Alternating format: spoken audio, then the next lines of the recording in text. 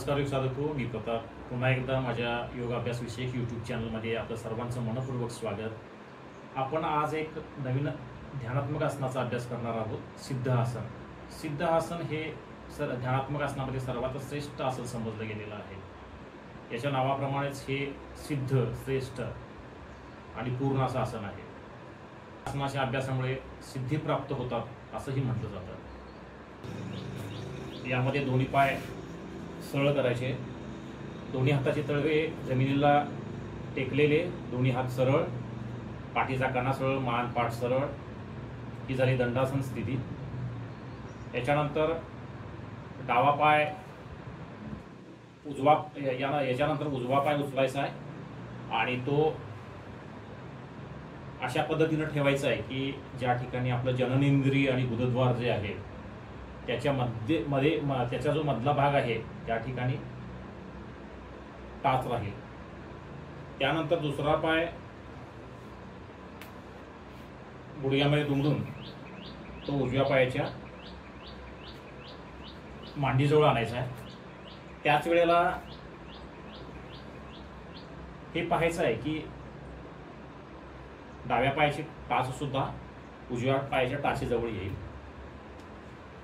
आणि थोडंसं डाव्या पायाचा जी काही बोटं आहेत ती बोटं या ठिकाणी मांडीला स्पर्श करतील.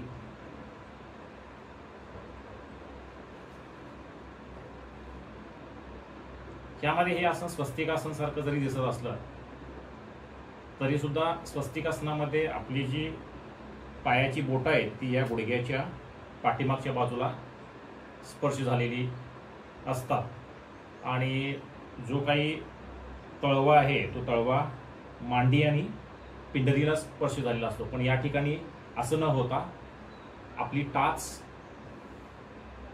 ही आपलं जे काही गुप्तांग आहे त्याच्या जवळ येते आणि तळवा आणि तळवा आपला या ठिकाणी मांडी आणि पिंडरीला स्पर्श करतो.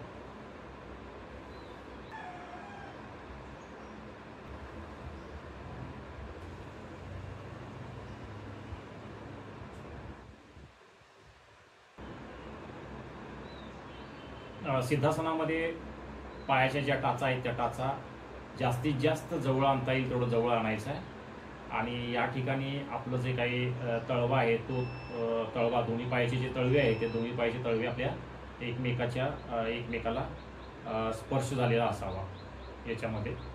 आणि जास्तीत जास्त जो आपला मलमूत्राचा जो काही मार्ग आहे त्या मार्गाला त्याचा जास्तीत जास्तरित्या स्पर्श झाला पाहिजे, त्याच्यावरती थोडासा दाब आला पाहिजे.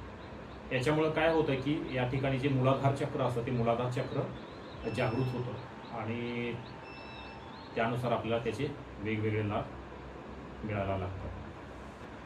ज्या ठिकाणी जननेंद्रिय आणि गुदद्वार आहे त्याच्या मधल्या भागामध्ये मूलाधार चक्र असतं आणि त्या मूलाधार चक्रामध्ये दाब मिळाल्यामुळं ते मूलाधार चक्र जागृत होतं, सक्रिय होतं आणि त्याचे अत्यंत चांगले लाभ आपल्या शरीरावरती मिळून जातात. आता याच्यामध्ये गृहस्थाश्रमाच्या जे काही व्यक्ती असतील किंवा जे साधक असतील त्यांनी 1 तास हा याचा अभ्यास करावा असं म्हटलेलं आहे.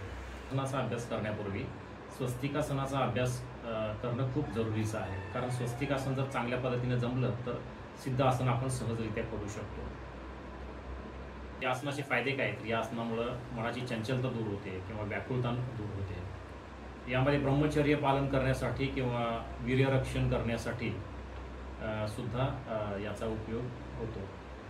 मूलाधार चक्र जागृत होत असल्यामुळे मूलाधार चक्राच्या जागृतीसाठी सुद्धा हे खूप फायदेशीर ठरतात. आता हे कुणी करू नये तर ज्यांना सायटिका आहे किंवा पाठीचं काही दुखणं आहे किंवा कमरेच्या खाली नितंबाखाली काही लवचिकता कमी आहे, ज्यांना गुडघेदुखीचा त्रास आहे त्या अशा लोकांनी हे आसन वैद्यकीय सल्ल्यानुसारच करणं जरुरीचं ठरतं. तर माझा हा व्हिडिओ आपल्याला कसा वाटला, आपल्याला देत असलेली माहिती कशी वाटली याबद्दल मला तुम्ही जरूर कळवत जा. मिळत असलेल्या माहितीबाबत मला जरूर कळवा. आपल्या काही शंका असतील, काही अडचणी असतील, काही प्रश्न असतील तर ते मला जरूर कळवा. त्यांचा मी समाधानकारक उत्तर देण्याचा प्रयत्न करेन. तर माझ्या चॅनलला सबस्क्राईब करा, लाईक करा, शेअर करायला विसरू नका. पुन्हा आपण भेटतच राहू. वंदे मातरम.